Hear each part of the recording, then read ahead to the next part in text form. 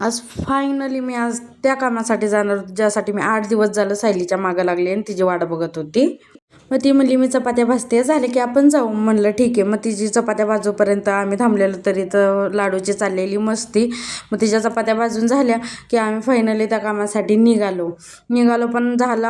तिथं पोचल्यावर कळलं की दुकानच बंद आहे, ते संध्याकाळी उघडणार आहे. मग काय, लाडूसाठी खायला घेतला आणि आलो. त्यानंतर जेवण वगैरे केलं आणि ह्या दोघींना झोपवाय घेतलं, तर या दोघींची चाललेली मस्ती. बरं मी झोपते, तर मला पण इथं त्यांनी मस्ती करायला सामील केलं आणि माझ्याबरोबर मस्ती करायला लागल्या. दिवसभराची सगळी कामं उरकून फायनली इथं लाडूला बाय बाय केलं आणि लाडू तर एवढी एक्सायटेड होती, बापरे काय बोलायला नको. जवळ येऊन पाक बाय बाय करते रस्त्यापर्यंत. फायनली तिला बाय बाय केलं आणि आम्ही निघालो त्या कामासाठी, ज्यासाठी आम्हाला सकाळी आलेलो होतो. मग इथं दुकानासमोर उघडलेलं, त्यांना तर आधी कॉल केला, आहे का तुम्ही? ते म्हणले आहे, तुम्ही या. मग फायनली आम्ही बघा दुकानात आलो. काय नाही, मला डोळे चेक करायचे होते त्यासाठीच, आणि माझं महत्त्वाचं काम करत होती सायली, म्हणजेच लाडू शियाला तिनं घेतलेलं होतं. मग काय, त्यांनी मला बसवलं. पहिला तर डोळे वगैरे चेक केले.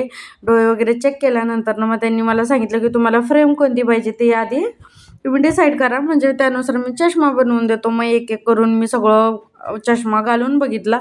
सगळे तर छान दिसतच होते, पण जरा डोळ्यांना मोठे पण वाटत होते. आणि सहेलीचं असं होतं की हे पण छान आहे, ते पण छान आहे. तिला म्हणलं फायनली एकच सांग कुठलं घ्यायचं आहे ते.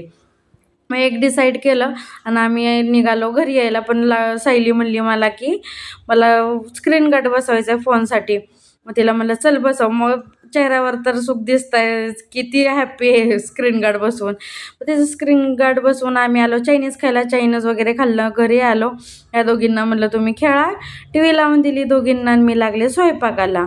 आज काय जास्त स्वयंपाक नव्हता, कारण की मी चायनीज खाऊन आलेली. मग काय स्वयंपाक वगैरे केला आणि आज जाणार होती सायली मुंबईला. मग ती फायनली बाय बाय करायला आलेली. चलो बाय.